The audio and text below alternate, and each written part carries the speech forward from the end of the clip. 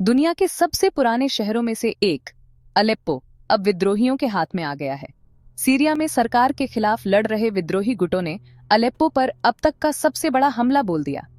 दो तरफ से किए गए इस हमले में विद्रोहियों ने आसानी से अलेप्पो पर कब्जा जमा लिया।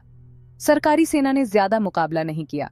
इसके बाद विद्रोहियों ने हामा और इदलिब के आसपास के देहाती इलाकों में भी अपनी पकड़ मजबूत कर ली। इस हमले में अहम किरदार निभाया हयात तहरीर अल-शाम (HTS) ने, जिसे अमेरिका और संयुक्त राष्ट्र ने आतंकवादी संगठन बताया है। National coalition on off Syrian revolution and opposition forces ने इदलिब के उत्तर से अलग हमला किया। तुर्की समर्थित सीरियन नेशनल आर्मी या फ्री सीरियन आर्मी भी इस हमले का हिस्सा बनी। अब सवाल ये है कि यह हमला अभी ही क्यों हुआ? इसके पीछे कई वजह हैं। लेबनान में हाल ही में हुआ वॉरविराम, रूस और यूक्रेन का युद्ध और इजरायली हवाई हमलों ने ईरान समर्थित ताकतों और हिजबुल्लाह को कमजोर कर दिया है। इन सब ने विद्रोहियों को अपनी रणनीति पर अमल करने का मौका दिया। अलेप्पो पर कब्जे की अहमियत को समझना भी जरूरी है। अलेप्पो सीरिया का दूसरा सबसे बड़ा शहर और एक ऐतिहासिक व्यापारिक केंद्र है। 2016 में रूस की मदद से असद सरकार ने अलेप्पो को विद्रोहियों से छीन लिया था, लेकिन अब विद्रोही इसे वापस हासिल करने में कामयाब हो गए हैं। ये सरकार के लिए एक बड़ा झटका हो सकता है। इस लड़ाई में कई देश शामिल हैं।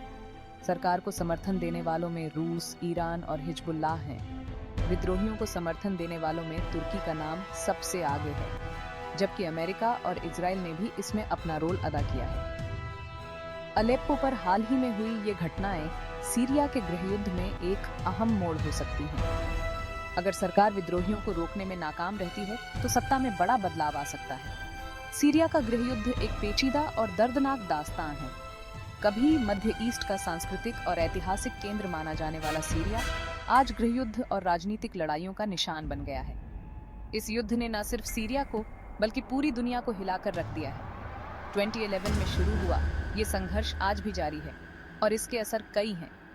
सीरिया का संघर्ष हमें ये सीख देता है कि जब राजनीति, मानवाधिकार और बाहरी ताकतों के हित आपस में टकराते हैं तो इसका सबसे बड़ा नुकसान आम जनता को उठाना पड़ता है। ये संघर्ष सिर्फ एक मुल्क की कहानी नहीं है, बल्कि इंसानियत के उस पहलू को भी सामने लाता है जिसे बदलने की बहुत जरूरत है। अगर आपको ये वीडियो अच्छी लगी हो तो लाइक और सब्सक्राइब जरूर करें। शुक्रिया।